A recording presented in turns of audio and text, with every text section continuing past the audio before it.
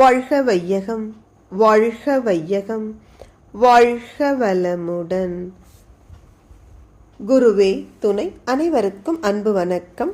ஆசான் அருட்தந்தை வேதாத்ரி மகர்ஷி அவர்களது ஞான களஞ்சிய கவிதைகள் படித்துக் கொண்டிருக்கிறோம். இன்றும் கவியன் 250 தொடர்கிறது. அழிவுக்கு வழிவகுக்கும் அணுகுண்டு என்பது தலைப்பு. அணுகுண்டு அச்சத்தால் பிற நாட்டை அழிப்பதற்கு அனைவோரும் அணுகொண்டு பிற நாட்டை அழிக்க பார்ப்பார். அணுகுண்டு செய்து அழிப்போர் அழிந்தவரும் மனிதர்தானே. அறிவிதற்கு அதிகம் ஏன்? பொதுவான அறிவே போதும்.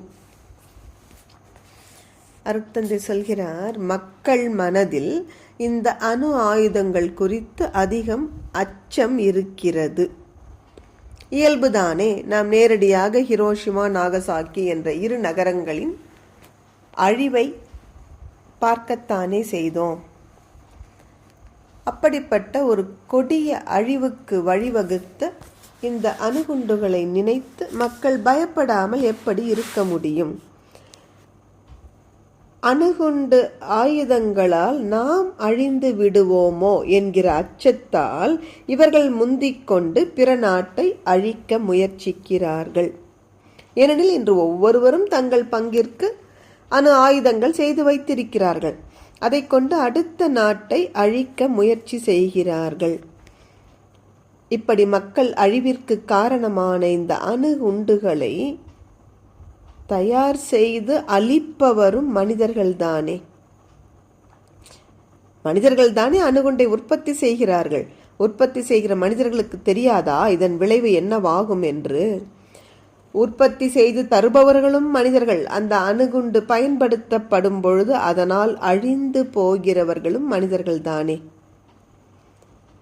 இதை புரிந்து கொள்ள முடியாதா? அதற்கு பெரிய அறிவு தேவையா என்ன? பல்கலைக்கழக பட்டப்படிப்பு இருந்தால்தான் இதை புரிந்து கொள்ள முடியுமா? சாதாரண பொது அறிவு இருக்கிற எவரும் புரிந்து கொள்ள முடியும் என்று அருட்தந்தை உறுதியாக சொல்கிறார்கள். ஏனெனில் அழிவுக்கு காரணமான அணுகுண்டுகள் என்றைக்கும் ஆக்கப்பூர்வமான வழியில் மனிதகுலத்தை நடத்தி செல்ல முடியாது. அப்படி மனித குலத்தை முற்றாக அழிக்கக்கூடிய அணுகுண்டுகள் நமக்கு ஏன் தேவை? இதை சிந்திப்பதற்கு பெரிய பல்கலைக்கழக பட்ட படிப்புகள் நமக்கு தேவையில்லை.